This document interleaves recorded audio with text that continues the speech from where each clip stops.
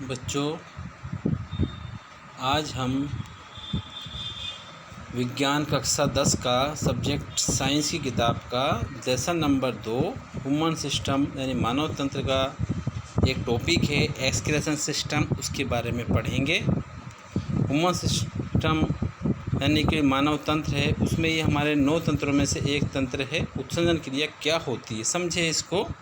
शरीर में उपापचय क्रियाओं के फलस्वरूप बने उत्सर्जित पदार्थों को शरीर से बाहर निकालना उत्सर्जन कहलाता है। इस क्रिया में सहायक अंग उत्सर्जी अंग कहलाते हैं। उत्सर्जी अंग परस्पर मिलकर उत्सर्जित तंत्र बनाते हैं। मनुष्य में मुख्य उत्सर्जी अंग वृक्क होता है, वृक्क यानी किडनी। अब ये उत्सर्जन हम कई प्रकार से समझ सकते हैं। हमारे शरीर में ये किडनी का डायग्राम में देख रहे हो बच्चों, हमारे शरीर में एक जोड़ी किडनी पाई जाती है, जिसमें आकार देखें तो इसका आकार एक मटर या सेव के बीज की आकृति का जैसा होता है। ये इसका वज़न 140 ग्राम होता है। इसमें वृक्क इसको हिंदी में कहा जाता है, किडनी। और ये हमारे इसके अंदर अच्छे अन्य छोटे छोटे छिद्र होते हैं, जिनके द्वारा ये हमारे अशुद्ध पदार्थ, जो भी उत्सर्जित पदार्थ होता है लिक्विड फॉर्म में, उसको ये फ़िल्टर करती है और उसको फ़िल्टर करके मूत्र वाहिनी द्वारा मूत्राशय द्वारा शरीर से बाहर निकालने में सहायक होती है। इस किडनी में बोमन संपुट जैसे बहुत छोटे छोटे छिद्र संरचनाएँ पाई जाती है। और इसमें जैसे और क्या क्या तथ्य हैं इसे समझते हैं। जंतुओं में इसको पढ़ेगी उत्सर्जन से संबंधित क्या है, ये तो मनुष्य का था। अब जंतुओं का क्या है, विभिन्न जंतुओं में उत्सर्जन के लिए अलग अलग विधि अपनाई जाती है। जैसे अपन जानते हैं अमीबा एक कोशिकीय एनिमल से अपन जानते हैं प्रोटोजोआ संघ का। इसमें है कि अमीबा व अन्य कोशिकीय जीवों में अपशिष्ट कार्बन डाइऑक्साइड का उत्सर्जन कोशिका भित्ति द्वारा परासरण की क्रिया के माध्यम से होता है, लेकिन नाइट्रोजन अपशिष्ट पदार्थों और अतिरिक्त जल का उत्सर्जन संकोचन से रिक्तिका के माध्यम से होता है। यानी नाइट्रोजन अपशिष्ट पदार्थ क्या हैं, ये वे पदार्थ होते हैं जो शरीर के लिए हानिकारक होते हैं। ये हमारे वेस्ट मटेरियल के रूप में होते हैं, जिनको शरीर से बाहर निकालना अति आवश्यक होता है, वरना शरीर में कई रोग बीमारियाँ उत्पन्न हो सकती हैं। केचुए में देखें तो केचुए में नलिका जैसे उत्सर्जी अंग पाए जाते हैं, जिन्हें नेफ्रिडिया कहते हैं। जैसे इसमें अपन देखते हैं संकुचनशील रिक्तिका के माध्यम से उत्सर्जन होता है, उसी प्रकार इसमें नेफ्रिडिया के द्वारा उत्सर्जन होता है कहा जाता है। इसके साथ साथ केचुए की आदर त्वचा भी उत्सर्जन की भूमिका, यानी त्वचा जो स्किन जो होती है वह भी उत्सर्जन का कार्य करती है। मनुष्य में पतली सूक्ष्म नलिका है, जैसे नेफ्रॉन उत्सर्जन की एक मुख्य इकाई मानी जाती है बच्चों, उत्सर्जन इकाई के रूप में कार्य करती है। उत्सर्जन अंग वृक्क यानी किडनी का निर्माण होता है, क्योंकि उत्सर्जन इकाई वही है, वो जाके किडनी का निर्माण करती है। किडनी हमारे शरीर में लिक्विड फॉर्म का उत्सर्जन करती है। निर्माण एक मेलियन नेफ्रॉन के आपस में मिलने से होता है।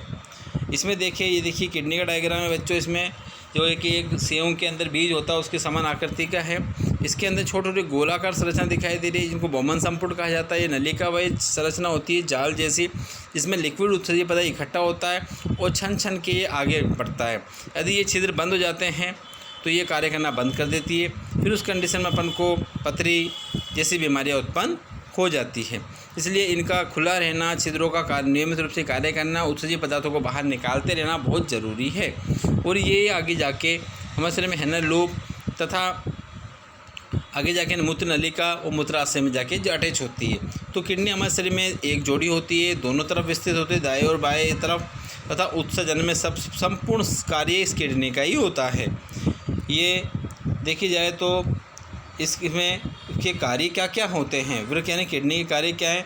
वृक्क स्तनधारी मतलब मनुष्य, मैमेलिया प्राणी एवं अन्य कशेरुकी जंतुओं में उपापचय क्रिया के फलस्वरूप उत्पन्न विभिन्न अपशिष्ट पदार्थों को मूत्र के रूप में शरीर से बाहर निकालते हैं। ये दूसरा काम क्या है, ये रक्त में हाइड्रोजन आयन सांद्रता यानी pH का नियंत्रण करता है।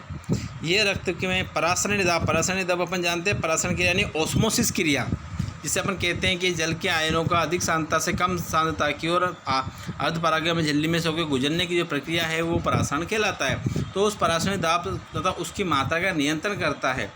ये रुधिर तथा उत्तक द्रव्यों में जल एवं लवणों की मात्रा को निश्चित कर रुधिर दाब बनाए रखता है। तो ये इसके मुख्य कार्य होते हैं। और भी हैं, देखो बच्चों, रुधिर के विभिन्न पदार्थों का वर्णनात्मक उत्सर्जन कर वृक्क शरीर की रासायनिक अखंडता बनाने में सहायक होता है।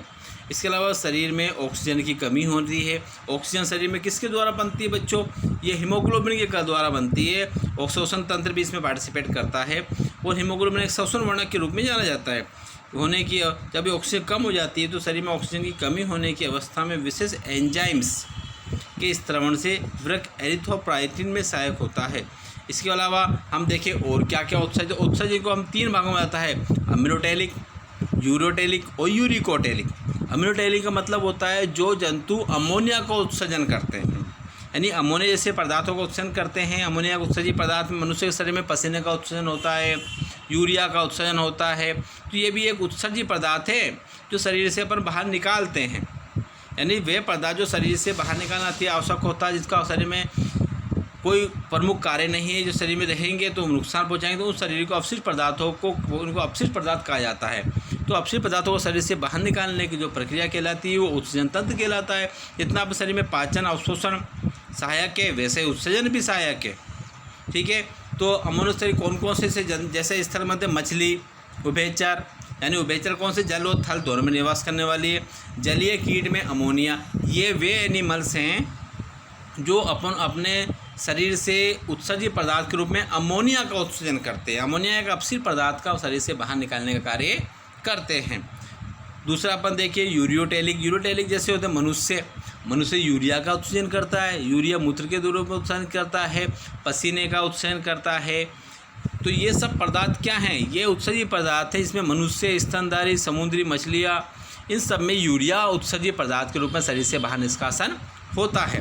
तीसरा अपन देखो यूरिकोटैलिक। यूरिकोटैलिक क्या है, जितने भी बर्ड्स हैं, सबसे बड़ी अपन देखें शुतुरमुर्ग, और सबसे छोटा देखें हमिंग बर्ड जो है चिड़िया है, वो सभी पक्षी, इसके अलावा सरीसृप जो रेप्टिलिया संघ है, इन सभी के अंदर जो यूरिक पदार्थ है वो एक उत्सर्जित पदार्थ के रूप में जाना जाता है। तो ये उस पदार्थ को बाहर शरीर से निकालते हैं, तो वो एक यूरिकोटैलिक। तो ये तीनों पदार्थ जंतुओं के द्वारा जंतु संघ में उत्सर्जित पदार्थ के रूप में जाने जाते हैं। क्या क्या है बच्चों, देखो अमोनोटैलिक, यूरियोटैलिक और यूरिकोटैलिक। ठीक है, आगे देखते हैं अपन बच्चों। अमोनिया उत्सर्गी जंतु स्थल अपन ने पढ़ी लिया है। अब देखते हैं इसकी क्रिया प्रणाली क्या है, उत्सर्जन की कार्य प्रणाली क्या से उत्सर्जन क्रिया संपन्न होती है। जैसे कि अपन ने आगे पढ़ा है कि यूरिया से अपशिष्ट पद से युक्त गंदा रक्त ग्लोमेरुलस में प्रवेश करता है और यहाँ रक्त साफ होता है, यानी साफ होने की क्रिया होती है किडनी के अंदर। आगे जाके फिल्टर का काम है किडनी का। अपन देखा निस्पंदन के दौरान रक्त में मौजूद ग्लूकोज, अमीनो एसिड, लवण, यूरिया और पानी। यूरिया के बारे में जानते हो बच्चों क्या है, यूरिया हमारे सबसे पहला रासायनिक पदार्थ जो लेबोरेटरी में बनाया गया था। सबसे पहला रासायनिक पदार्थ क्या है, भारत में यूरिया का निर्माण किया गया था। और पानी जो डिहाइड्रेशन में काम आता है, फिल्टर करने में काम आता है। पानी हमारे लिए अमृत का समान है बच्चों, इसका होना शरीर के लिए बहुत ज़रूरी। हर क्रिया, हर सिस्टम पानी के द्वारा ही कार्य करती है। पानी आदि बहुमन कैप्सूल से गुजरता है। और फिर नेफ्रॉन क्या बताई थी मैंने, शरीर उत्सर्जन की सबसे संपूर्ण इकाई जिससे किडनी का वृक्क का निर्माण हुआ। तो उत्सर्जन की इकाई क्या है, नेफ्रॉन की छोटी नली में प्रवेश करता है। यहाँ उपयोगी पदार्थ छोटी नली के आसपास वाली रक्त कोशिकाओं के माध्यम से रक्त में पुनः अवशोषित हो जाता है। नेफ्रॉन की छोटी नली में ये रह गया तरल मूत्र है। नेफ्रॉन इस मूत्र को वृक्क की संग्रहण नलिका में ले जाता है और जहाँ से यह मूत्र नली में ले जाई जाती है और यहाँ से ही मूत्र मूत्राशय में जाता है। कुछ समय के बाद मूत्रमार्ग से शरीर से बाहर निकाल दिया जाता है। तो ये इसको शरीर से बाहर निकाला गया पदार्थ यूरिया अमोनिया के रूप में उत्सर्जन होता है। तो ये उत्सर्जित पदार्थ किडनी के द्वारा संपन्न किया जाता है। तो इस प्रकार ये संपूर्ण क्रिया हमारे शरीर में किडनी में संपन्न होती है और ये हमारे शरीर से उत्सर्जित पदार्थ को, गंदे मेटल पदार्थ को शरीर से बाहर निकालती है। यदि गंदा मेटल पदार्थ शरीर से बाहर नहीं निकाला गया तो हमारे शरीर में अपेरेंटिस जैसी बीमारियाँ, पथरी जैसी बीमारियाँ तथा कई ऐसी हानिकारक बीमारियों का निर्माण हो जाता है जो शरीर को रोगी बनाते जाते हैं। तो शरीर को रोगी बनने से बचाने के लिए उत्सर्जित पदार्थों को समय समय पर बाहर निकालना भी जरूरी है।